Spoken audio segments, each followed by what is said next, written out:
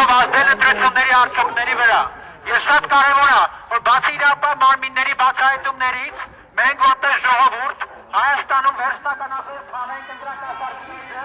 եւ դուրս տանք օլիգարխներին Հայաստանում որևէ հարց լուծեն։ Հայաստանում հարցեր որոշողը, ընտրությունների արդյունքներ որոշողը Հայաստանի Հանրապետության ժողովուրդն է եւ ոչ թե օլիգարխները։ Եվ Հայաստանի Հանրապետության քաղաքացիները հունիսի 7-ի գնալու ընտրական տեղամասեն եւ քարերային ընտրակաշառքի հետ Հայաստանի Հանրապետությունում։